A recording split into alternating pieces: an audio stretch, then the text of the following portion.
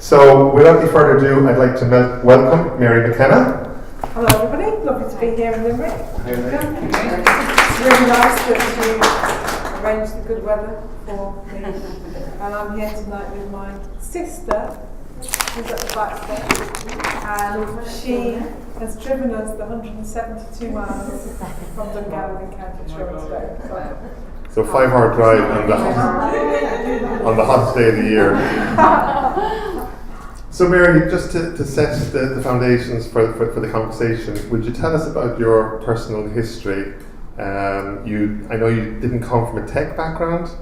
You started from working in the public sector and became an entrepreneur a little bit later than some. So it's really interesting, I think, to hear.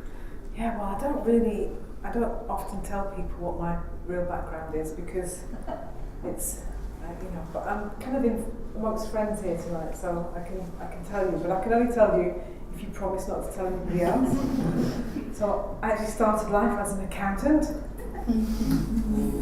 Very easy. Do you know what? It's actually not a bad basis for starting a business because as an entrepreneur, and any of you in the room, who in the room has their own business or is thinking about starting a business? So it's quite a few people. About 80%, including your sister who's chancing her arm there. Are you serious? Sorry. My sister has 2 businesses. Beg your pardon, Trish. You often find yourself in a situation, particularly if you're raising money or if you're, you just often find yourself in a situation where people might try and pull the wool over your eyes a little bit about the numbers. And so it is one of the things that, if you're not very numerate and you're not very financially inclined, it is something that you do really need to get a good hold of early doors. So it doesn't do, being an accountant doesn't do you any harm. So I had a lovely life as an accountant for many years in the City of London, working in a big corporate within the public sector. It was very easy. And one day I just thought to myself, it would be really nice to move back. I'm originally from Northern Ireland. It would be really nice to move back home. And so I started putting a few feelers out, and I got the first job that somebody contacted me about, and it happened to be in a semiconductor IP company, which was a high-tech startup, a spin-out from Queen's University. And I joined them as their CFO, and they were sort of a 5-year-old scale-up. So they'd been through all their startup pain, and they'd really they got to the point where they had to go and get a few more experienced people to bring into the team. So they went out and they recruited a CFO, a head of HR, and a head of legal, all at the same time. They were all women, actually, that came into an extremely male-dominated company. And just because of the way that because it was semiconductor IP, the clients were all in either the West Coast US or they were in the Far East, in Korea and places like that, Japan, Korea maybe, because we were doing stuff for early camera phones and MPEGs and JPEG technology. We only made about 4 sales a year, but they were all worth about £2 million a time. So the way that things were arranged is there was a negotiating team that went out to meet all the big chip makers, and the CFO was part of the negotiating team. That was just how it worked. So I kind of got a bit of a taste for going and trying out sales. I saw the other side, and I found that I actually liked it a lot more than sitting in the room by myself, just looking at columns of figures all day and just chatting to shareholders and VCs. But it was useful, learned a lot, and after that I worked for myself for a while, which was also really good training, because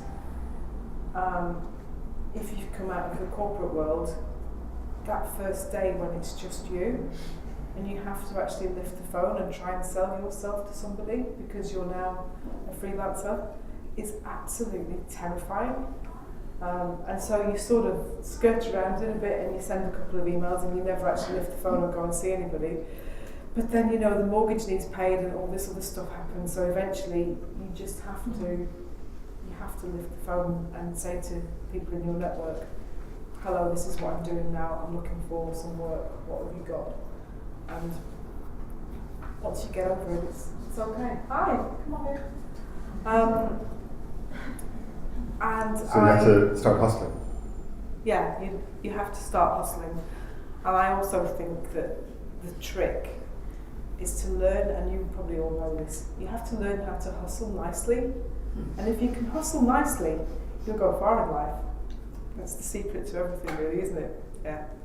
So I started my own first startup when I was 40. Again, amongst friends, I can tell you this. But I didn't start my own first business until I was 43. So anybody that's sort of sitting there thinking, oh, I've probably missed the boat, or you know, it's too late for me to have a go. It isn't. It's actually a great time to start a business because you've had all those years working, you've got that massive network of people that you already know from your corporate life, and if you can pin all those things together, it's, you know, it makes a good mix. And it was good for me, and it's probably the best thing that I ever did. So do you think there's an advantage then as a startup founder being a bit of a jack of all trades and having experience in advance? Yeah, I do think that there is definitely benefit from being a jack of all trades. However, I am a bit of a flibbertigibbet. You know, I do always at work. I would have always flitted around from one thing to another. You cannot do that as a startup founder. You need to be head down.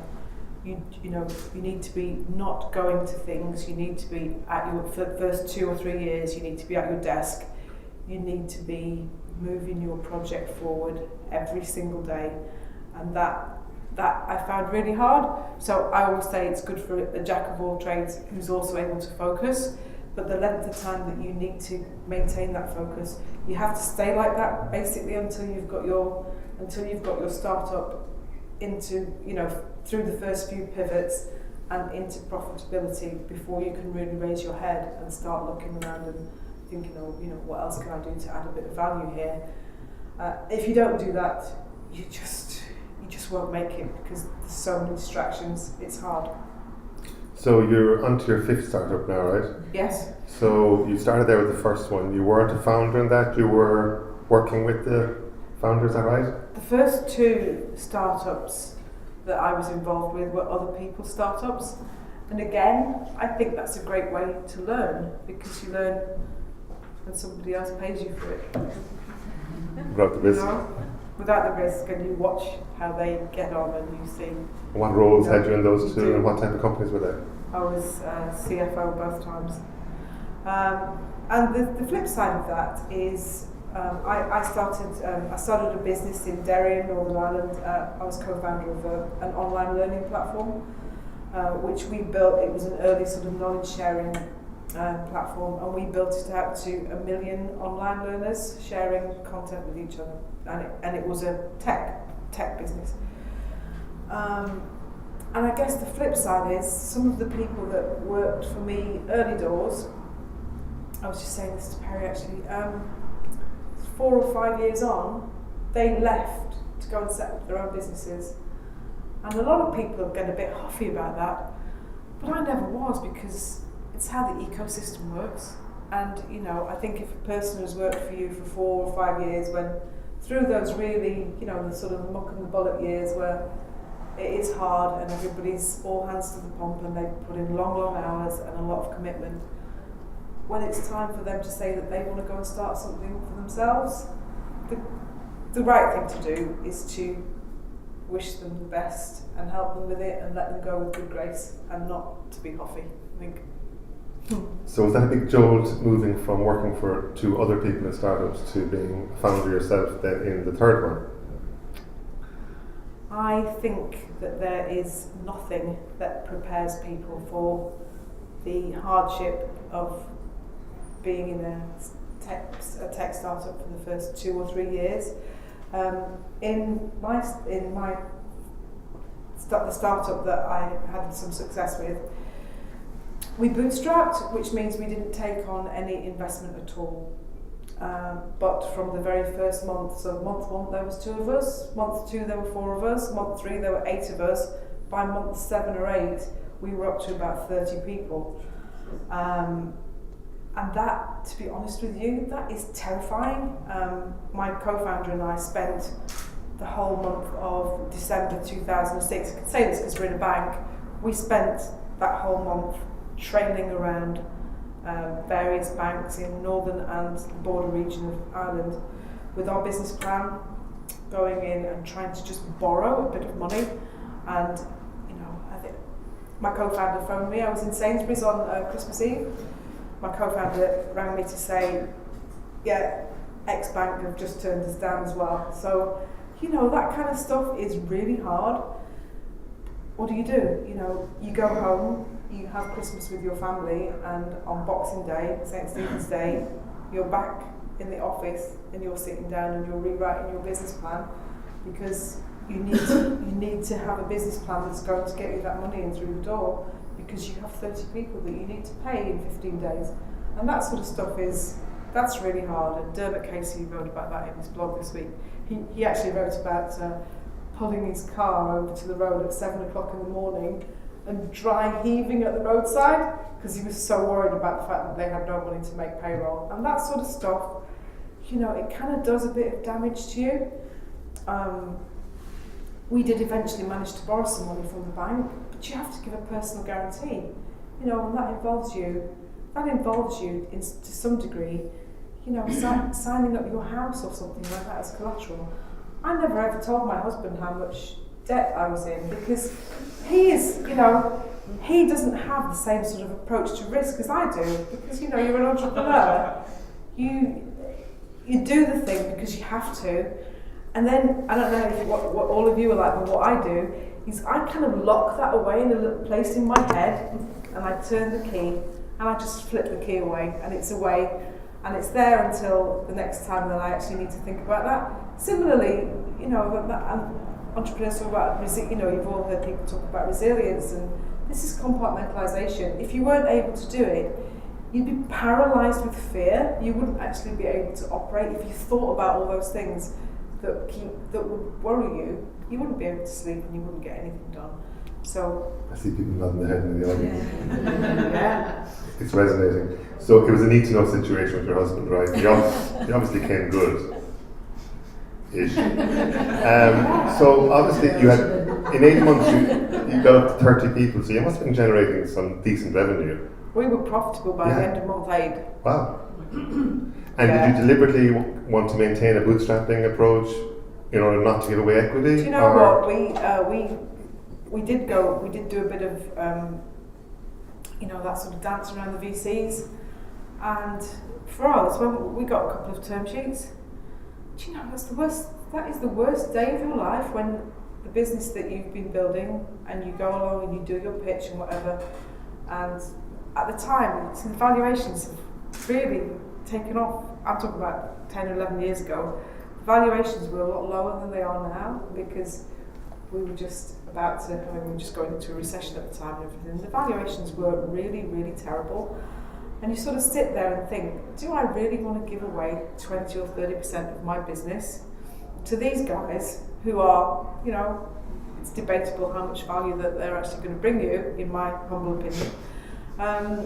And you have you kind of have a bit of a conversation with yourself and you make a call. Now there are some sorts of business where you absolutely have to raise money. You have to. If you've got a pharmaceutical business or you're building something that's big infrastructure or is, hardware, you can't do it yourself.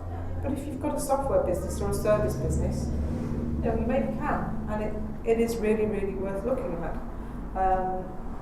Business that I've just joined and invested in, LM Software, I would love it if those guys didn't need to take any money, but they've been living off fresh air for 18 months while they've been building their product, and they just can't do it any longer. They're both women, they're both in their late 30s, they've got young families, and not having any salary at all is just, for a long period of time, is just too hard.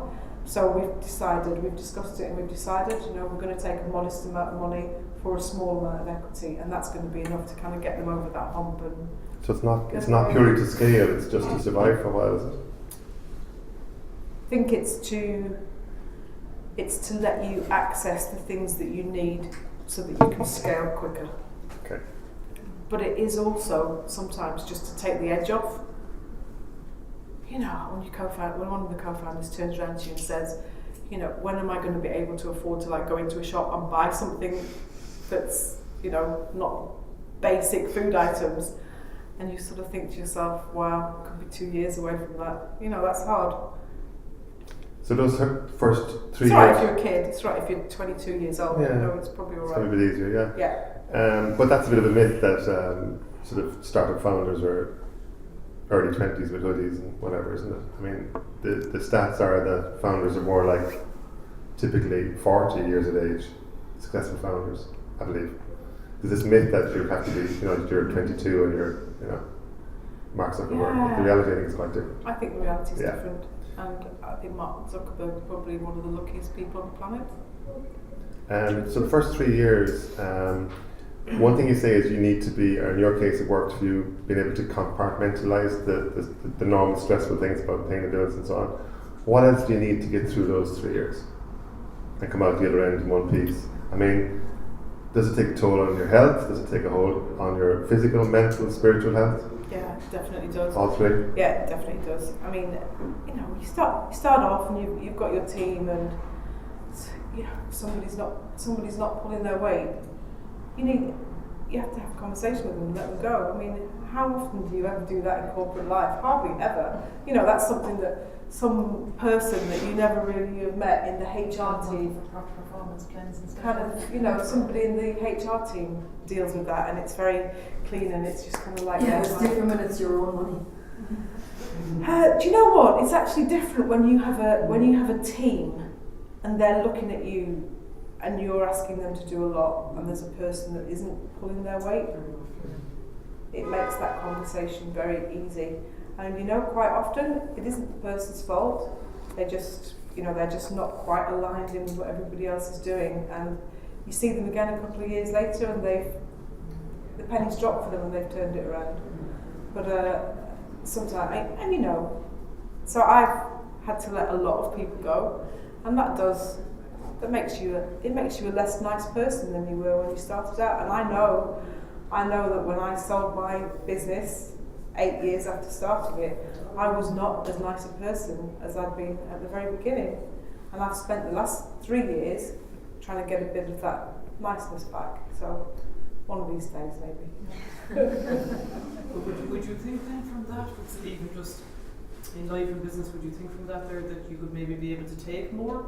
That from that you'd be able to handle more stress or more situations of any kind than you would have 10 years previous to that? Yeah, definitely your tolerance for dealing with a lot of stress. The other thing, I'm sure that a lot of you will have experienced this if you're starting your own business, is the sheer weight of making decisions about things all day really does wear you down. And the fact that, I don't know about, you know, for us, we didn't have any money because we were bootstrapping, and what that meant was we couldn't employ senior people that were experienced.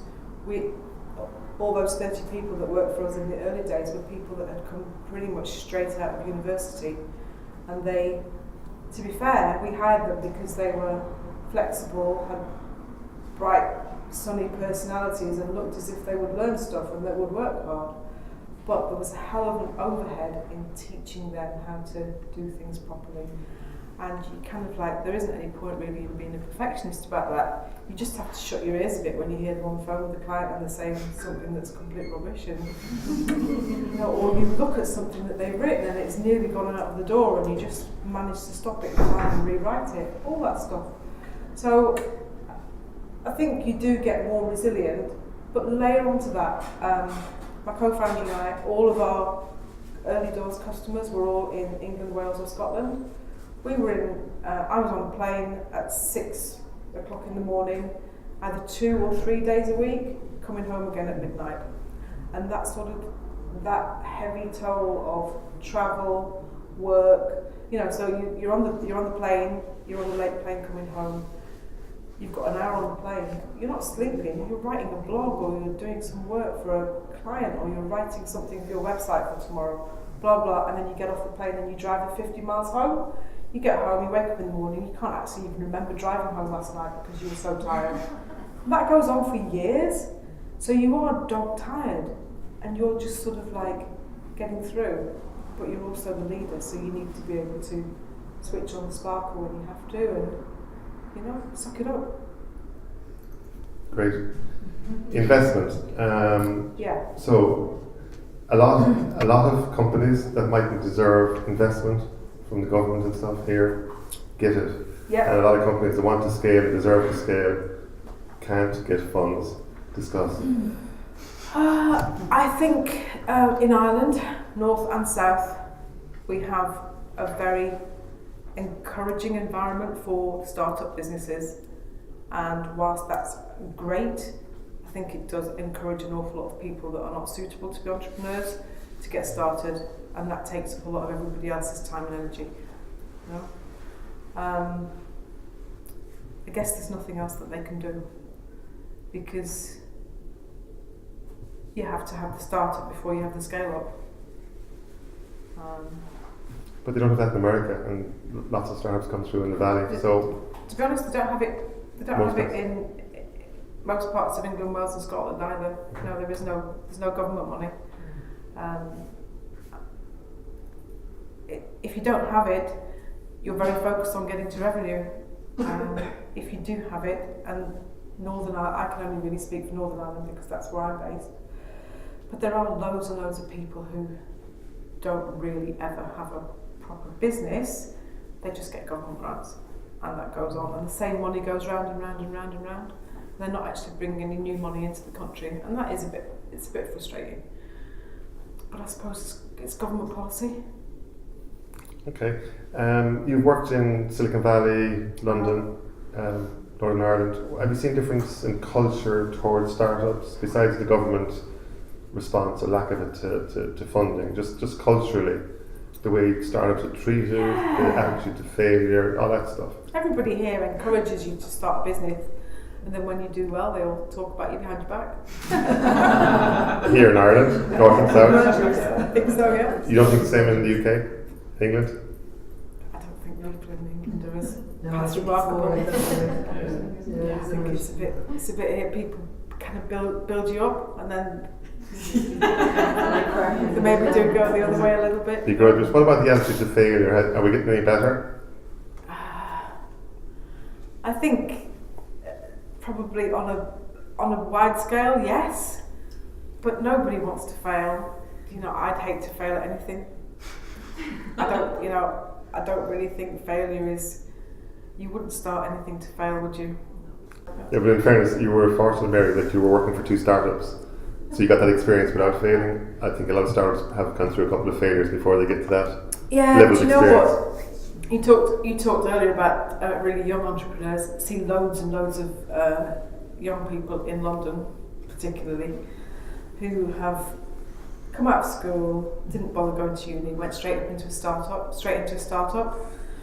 and they're now sort of 22, 23 years old. They're on to startup number 3. It's not going anywhere.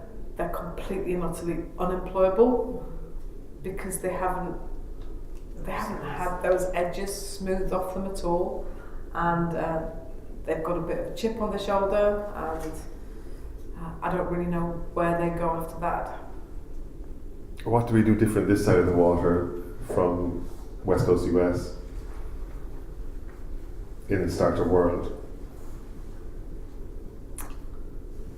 That's always cited as the nirvana. Free grants. Pay them back.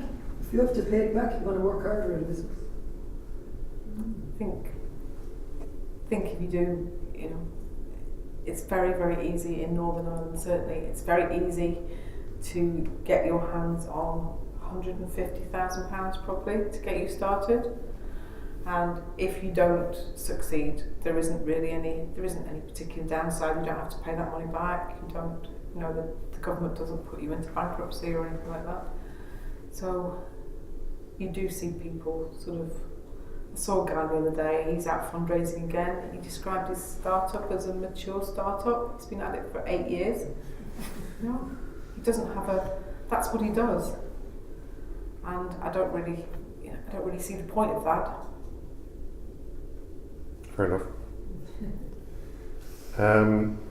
Do you think the startup world is getting any better in terms of diversity, female entrepreneurs?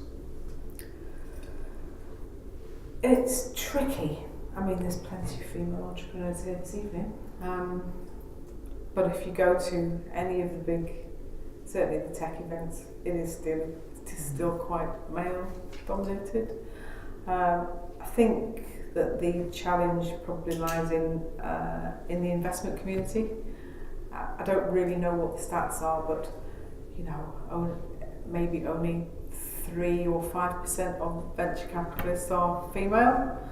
Many of the VCs don't have a single female partner on their entire team, and definitely when you're going to pitch for funding, people, if it's an all-male panel and it's male startups that are pitching, there's an awful lot of commonality between them, which is definitely different if you're going in as a female founding team. And that will not change until there are more women writing checks. So we skipped through your startups there. So after the first 2 you're working for, you got involved in your own one. What was the story there in terms of how long were you working at it before you exited, and did you make a few bob? I was working at it 364 days a year, Pat, for 7.5 years.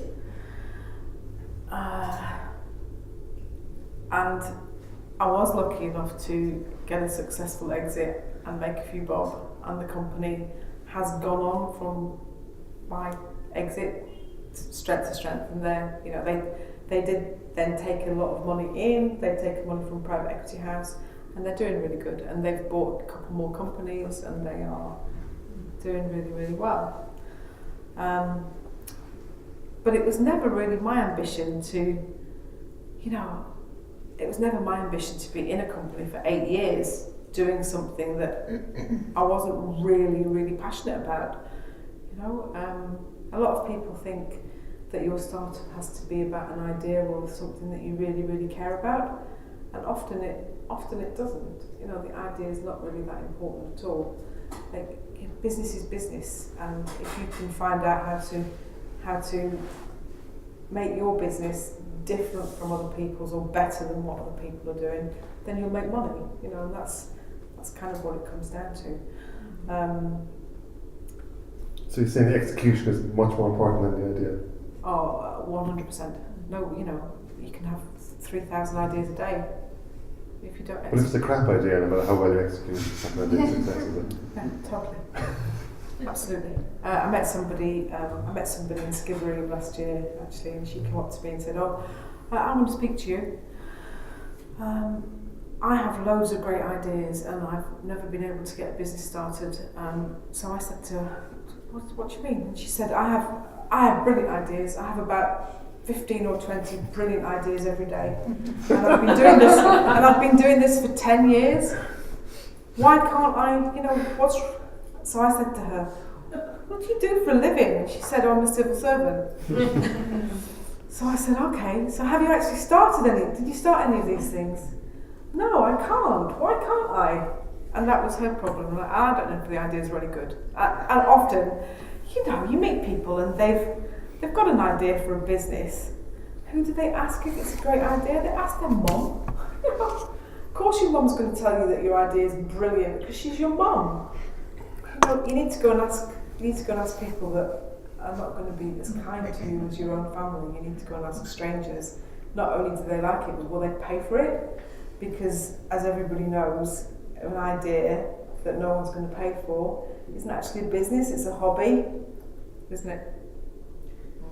So the second company then after that, how did you get involved in that, and what was the business? What was the business in the one that you exited there after 7 years, 365 days a year?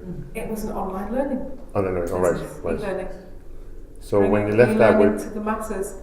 was there a period when you were just like doing nothing for a while and deciding what to do, or did one sort of seamlessly lead into the other? Well, the received wisdom about people that are exiting businesses and have made a bit of money is that you are supposed to sit there and not do anything for 6 or 12 months, just in case you go completely mad and like go and blow it all on the lottery or whatever, go and buy 12 Maseratis or whatever it is that people do with their money, go and rush off and buy a house in Florida or something.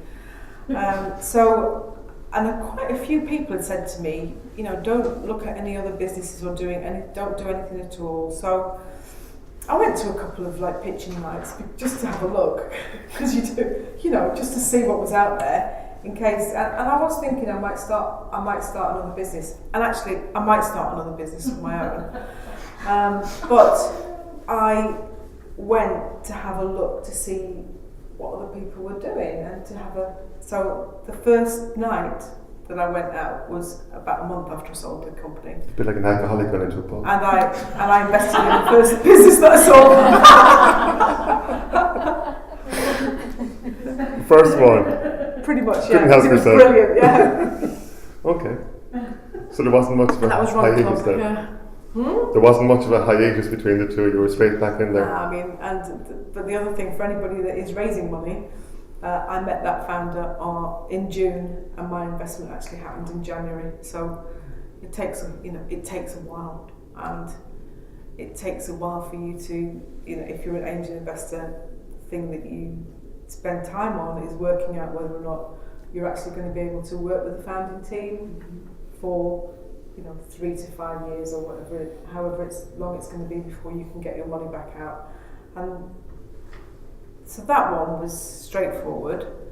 The other two that I invested in that year took a lot more work. I started off with, just because of where I was living in the centre of London, I was working with a lot of startups, and a lot of startups were sort of passing in front of my eyes on a daily basis. So I started off with, I made a sort of a long list of about 25 companies that I liked, and I just kept seeing the founding teams week after week after week after week until the founders did something that made me just cross them off the list, and that just gradually whittled it down until there were 2 left. Well, just define So that's probably not a very conventional way to approach to investment, to be honest. It worked for you. Define angel investor. An angel investor is somebody who wants to help another entrepreneur get started by putting a bit of seed money into their idea. 20, 30, 40,000 kind of figure? It can be, it could be as low as £10,000. Some angel investors invest up to about $250,000. A number of them invest through networks where they syndicate. So, we could all be in the same angel network, and we go and see a pitch, and 4 of us like the business, so we get together and we invest together. But it's a strange world, and the first angel network that I went to, there were 28 angels at it, and I was the only female. Wow. And everybody kept looking at me and thinking, why hasn't she filled my glass up? It was a bit like that, Really? Yeah, it was. Who is she? Why is she sort of sitting in on the pictures? It was really, really quite uncomfortable. But they're middle-aged white men too. They were, yeah. So if angels can invest up to $250,000, how do they differ then from VCs? It is a personal investment, and they usually have a strong interest in what the company is doing, rather than it just being something that they see as a way of, I'm going to invest in 10 businesses this week, and hopefully one of them will generate some money later. The equity model would be the same, would it? The equity taken, would it be similar model to VCs from that point of view? Yes, just similar, and quite a few businesses start off with money from angels, and then later on they go to a VC. So you offer mentorship, you have a personal interest, you're offering your own Yeah. experience, life experience, startup experience. Not all and angels do that. Some just put their money in, but I've chosen to invest in people and businesses that I'm interested in adding value to. So it is a personal choice, and I just sort of think, if I can help 6 other people get started, then I can happily sail off into the sunset with a clear conscience and figure that I've done my bit. Enjoying it? Yeah, I am enjoying it. It's a great way to meddle in a lot of other people's businesses without actually having to work in it 7 days a week. Nice. But do you get a percentage back then? Yeah. The investment, Yeah.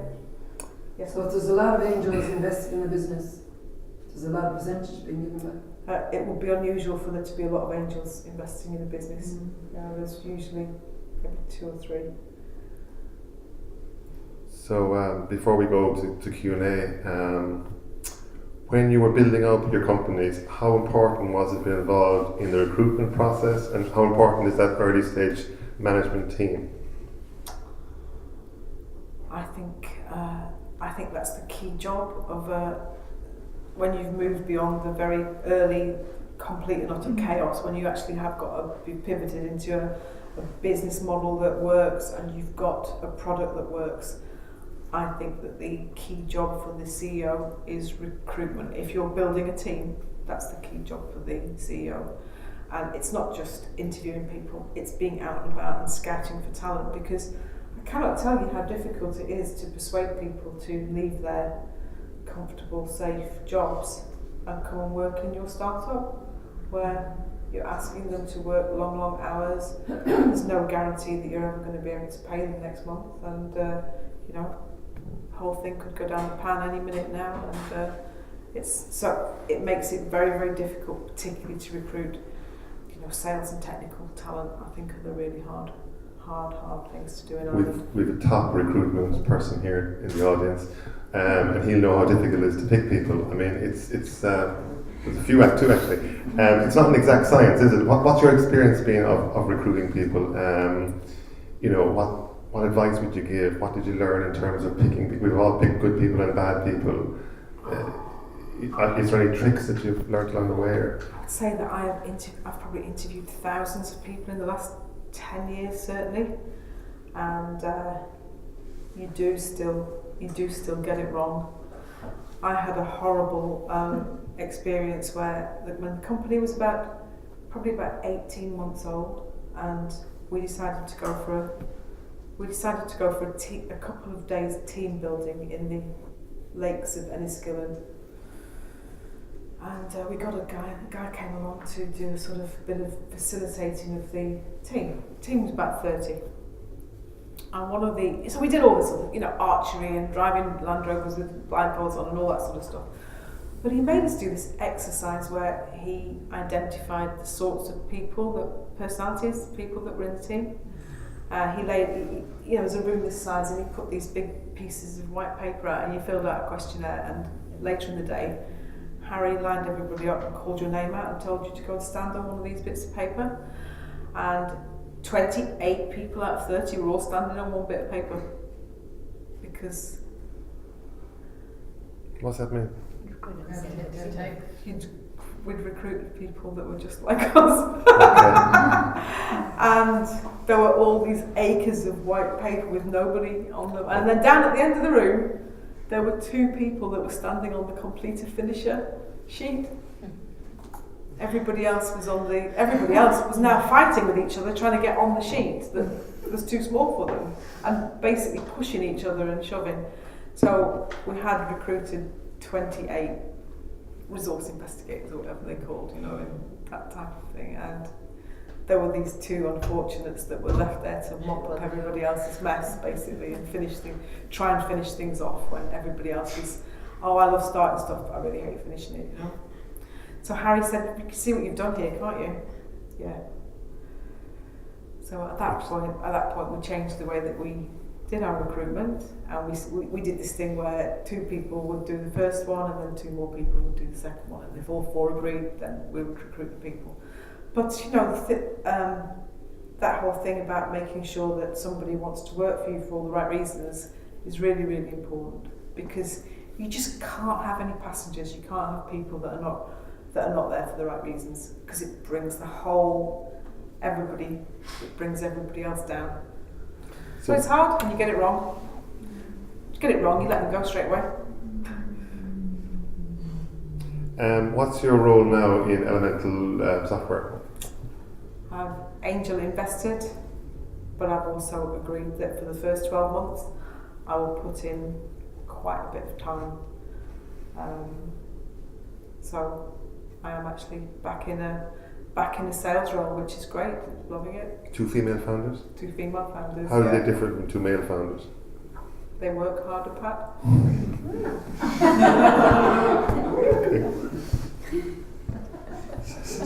Okay. Do you deliberately seek out female founders? Is that your thing? Yeah. You know, because I'm a person, I can do as I like. So I can do what I want. I can do what I want with my own money. My choice has been that my interest is in female founders. And if any of you were here when Brian Caulfield was here, I'm sure Brian told you how difficult it is for women to raise money. And first-time entrepreneurs, because they're the 2 groups that find it the most difficult to get anybody to believe in them and support them. Now, Brian Caulfield, I saw the other day, he said to me, what you do isn't investing, it's charity. You know, I shall prove him wrong. Brian's very good. Yeah. So, what's next for Elemental Software? What stage are you at now, and what is closing the funding round? Okay. Which is exciting. So we spent the last couple of days just on the phone. We're oversubscribed, and so what that means is that we'll probably, sounds really weird, but we'll probably turn some of the investors down, because they've spent a lot of time interviewing us and then have decided that they want to invest. We're now interviewing them because we've got more than we need, and we will take the people that we think we can work with and who can work with us best over the next 3 or 5 years and who can add most value to us. So that's a great position to be in. Absolutely. And what are you doing with those funds? What's the plans? Sales and marketing resource, bringing more people into the team, building that next stage out past the third. They've got 4 people in the team at the moment, so going and getting another 6 people would make things an awful lot easier. We've got a pipeline that's worth £2.5 million, but we need more warm bodies to go out and close it. Great. Okay, and finally, what would be your top 3 tips for startups? Oh, top 3 tips. Well, my first tip would be to have a co-founder, because there's just too much for one person to do. I always feel really sorry for people that are solo founders. There's too much to do, and find somebody, but it's also really hard to find a person that you can work with, and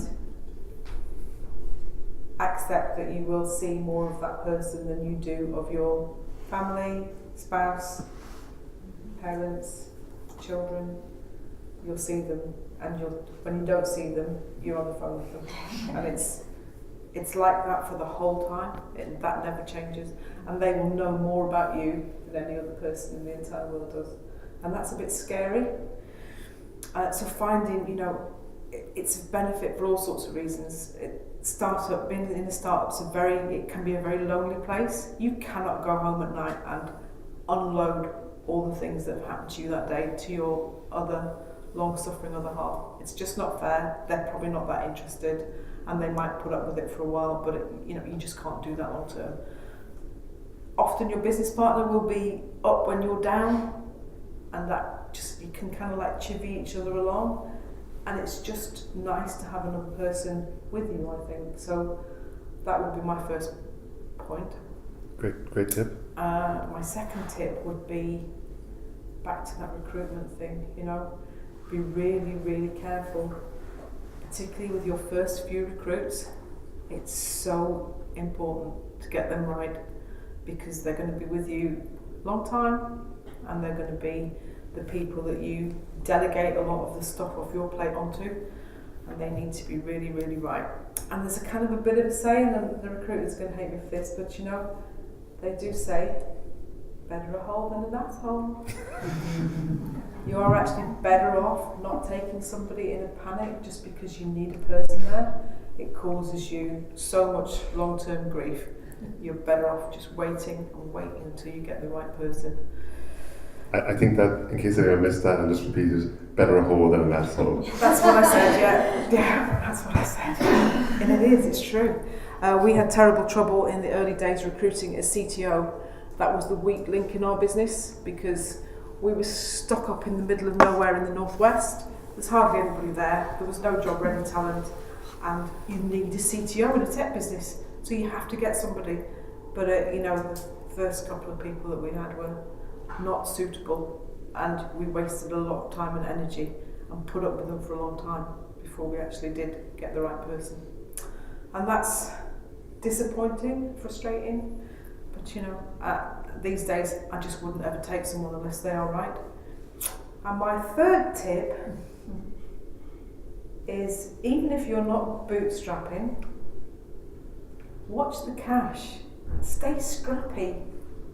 Make every penny stretch. Even if you've got £500,000 in the bank, don't waste your money on fancy offices and buying people company cars and lavish expenses.